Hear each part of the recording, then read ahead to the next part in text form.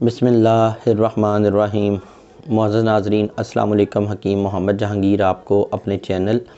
Herbal tips से खुश आमदीद कहता है। नाज़रीन, आज हम ब्रेस्ट कैंसर का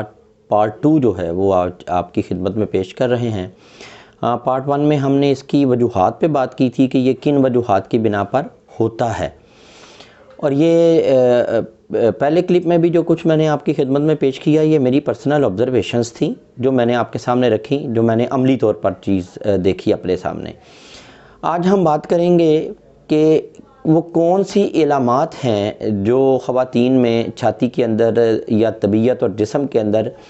पैदा हो जाएं तो मरीज़ को चाहिए कि वो अपने मुआलिज के पास मुआयने के लिए चला जाए।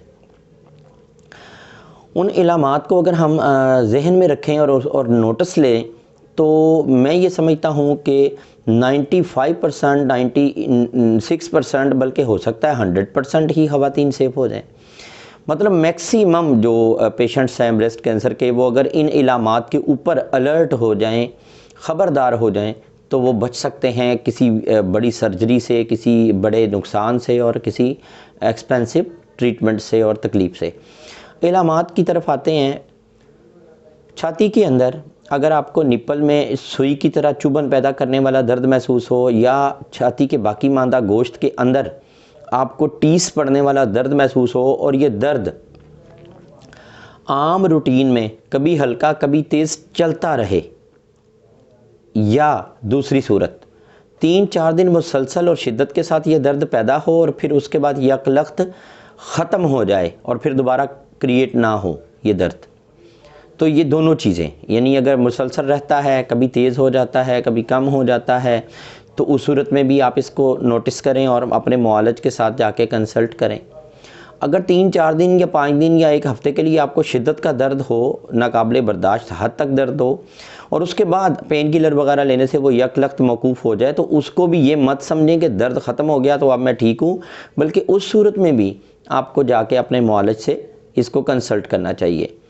अच्छा, तीसरे नंबर पर आ जाता है ज़ाहरी तौर पर छाती के जो खद्दोखाल हैं उनके अंदर तब्दीली। वो क्या तब्दीली आ सकती है कि छाती के अंदर दाएं या बाईं साइड पे कोई हिस्सा गोश्त का आपको सख्त महसूस होने लगे, बाकी छाती के जो हिस्से हैं उनकी निस्बत उसके अंदर सख्ती महसूस हो, उसके अंदर दबाने पर आपको दुखन का एहसास हो। इसी तरह ब्रेस्ट के बिल्कुल सीध में, बॉडी के आर पार यानी पीछे कमर में, बॉडी की बिल्कुल सीध में, ब्रेस्ट की बिल्कुल सीध में, छाती की सीध में अगर आपको दर्द का एहसास हो और वो दर्द मुस्तकिल चलने लगे, तो मतलब कमर की दर्द का इलाज करते रहना और इस चीज़ को नोटिस ना करना कि ये दर्द बिल्कुल छाती की सीध में आ रहा है।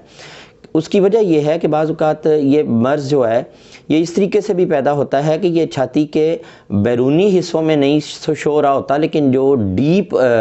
पोर्शन है गोश्त के अंदर, जो गहराई के अंदर आपके टिश्यूज़ हैं, ये उनमें डेवलप होने लगता है, और उस सूरत में जो दर्द है वो आपको पीछे बिल्कुल छाती की सीध में, पीछे कमर में भी महसूस होता है। अच्छा, इसके बाद हर वक्त ब्रेस्ट का हैवी रहना, यानी आपको छाती में हर वक्त हैवी रहने का, भारीपन का एहसास, बोझल होने का एहसास रहने लगे। और तीसरी चीज़, चौथी चीज़, और इसके बाद हम देखते हैं अगला जो इलामत है वो क्या कि आप जैसे रात को लेटते हैं तो लेटने के बाद जितनी मर्तबा आप करवट लें उतनी मर्तबा आपको, मतलब आप दाईं तरफ करवट लें तो आपको छाती में दर्द का एहसास हो, टीस सी महसूस हो, फिर आप करवट बदलें, बाईं तरफ करवट पे जाएं तो आपको छाती के अंदर दर्द का और टीस का एहसास हो। तो आम हालात में ऐसी कोई इलामत सामने नहीं आती, लेकिन अगर आपको करवट बदलने पर भी ऐसा कुछ हो रहा है और आपको एक अरसे से 2, 4, 5 दिन से, 10 दिन से, 15 दिन से ऐसा हो रहा है, तो यकीनन उसमें भी कुछ ना कुछ रॉन्ग है, कुछ ना कुछ सोचने की बात है। इसके बाद जो इलामत सामने आती है वो क्या है कि आपका पूरे जिस्म का जो निज़ाम है, जैसे पीरियड्स के अंदर आहिस्ता आहिस्ता रुकावट पैदा होती चली जाए और वो बंद हो जाए। स्किन का कलर, आपके चेहरे के कलर से लेके आपकी बॉडी के बाकी कलर के ऊपर जो है वो फ़र्क आने लगे और कलर जो है वो स्याही माइल होने लगे,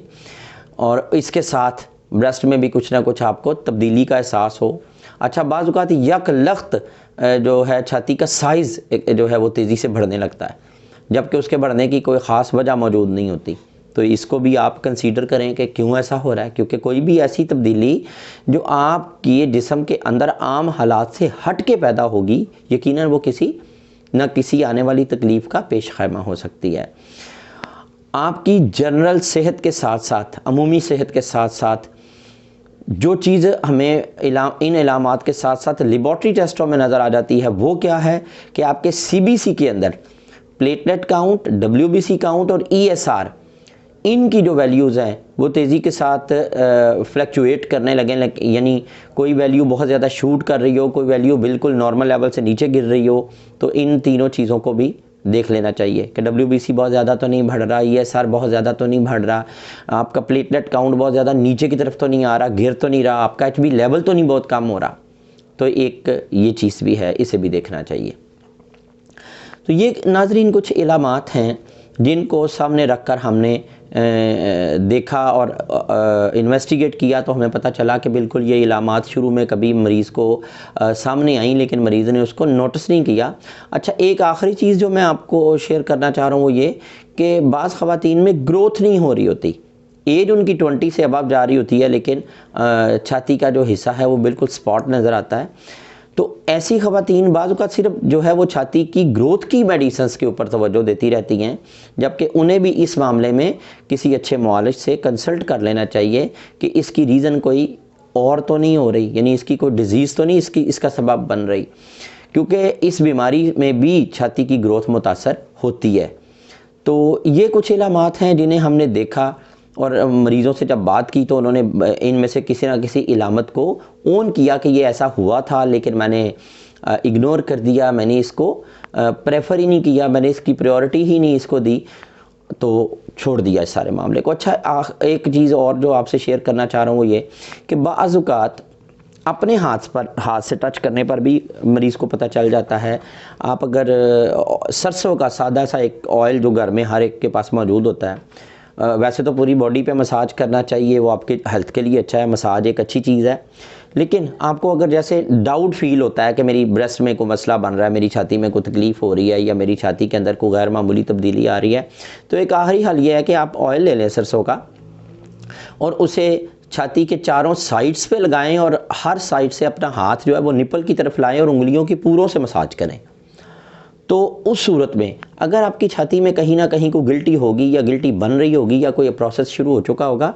तो इतने से अमल से भी वो आपके सामने आ जाएगा, आपकी फिंगर्स के अंदर आपको टच हो जाएगा, आपको फील हो जाएगा कि कुछ है। तो सिंपल सरसों का तेल, आगे जो मेडिकल टेस्ट हैं वो मेमोग्राफी है, बायोप्सी है, CA-125 है, वो सारी चीज़ें तो बात का मामला है। एलोपैथी तो प्रॉब्लम को जब तक ऑब्वियसली फाइंड आउट नहीं करती, डायग्नोज ही नहीं करती, लेकिन हर्बल के अंदर कुछ ऐसे पैरामीटर्स मौजूद हैं कि हम बहुत ज़्यादा इनिशिएटिव स्टेज पे ही इलामात को बगौर जो है वो स्टडी करते हैं और हम मर्ज़ की तशख़ीस अल्हम्दुलिल्लाह सक्सेसफुली कर जाते हैं। तो आप अपनी दोनों ब्रेस्ट को अगर 4 माह 6 माह बाद इस एक मामूली से टेस्ट से ख़ुद गुजार लें कि आप दोनों तरफ पहले एक फिर दूसरी तरफ सरसों का ऑयल जस्ट अप्लाई करें छाती के चारों साइड्स पे, यानी अपर अप्लाई करें, फिर लोअर पे अप्लाई करें, फिर सीने वाली साइड और फिर बगल वाली साइड, और चारों साइड से आपने उस ऑयल का मसाज करना है, निपल की तरफ हाथ उधर लाना है। तो आपको अगर कोई गिल्टी शिल्टी होगी तो वो फील हो जाएगी नीचे, अगर कोई स्किन हार्ड हो रही होगी तो आपको बाकायदा फील होगा कि मेरी पूरी छाती का हिस्सा सॉफ्ट है लेकिन इस जगह से हार्ड हो रहा है। तो नाज़रीन, ये कुछ मालूमात थी जो मैंने चाहा मैं अपनी बहनों बेटियों तक, अपनी माओं तक, अपनी कौम की ख़वातीन तक पहुँचाऊँ, ताकि ज़्यादा से ज़्यादा अवेयरनेस मैं अपनी कौम की ख़वातीन तक, अपनी कौम की बेटियों तक जो है इसकी पहुंचा सकूं और ज़्यादा से ज़्यादा ज़िंदगियां जो हैं वो महफूज रह सकें इस बीमारी से। तो इंशाअल्लाह ताला हम इसके बाद इसके ट्रीटमेंट और इसकी डाइट्स क्या होनी चाहिए जो आपको लेनी चाहिए इस बीमारी के दौरान, इसका ट्रीटमेंट क्या प्रॉपर होना चाहिए, हम अपने 3rd पार्ट में उस पर बात करेंगे। फ़िलहाल हम आपको इन इलामात के साथ ही अल्लाह हाफिज़ कहते हैं और इस उम्मीद के साथ कि आप तमाम लोग अल्लाह की अमान में रहें, सेहतमंद रहें और बीमारियों से अल्लाह ताला महफूज फरमाए। हम अपने 3rd पार्ट में इससे अगले मौजू पर बात करेंगे। तब तक के लिए इजाज़त दीजिए। अल्लाह हाफिज़।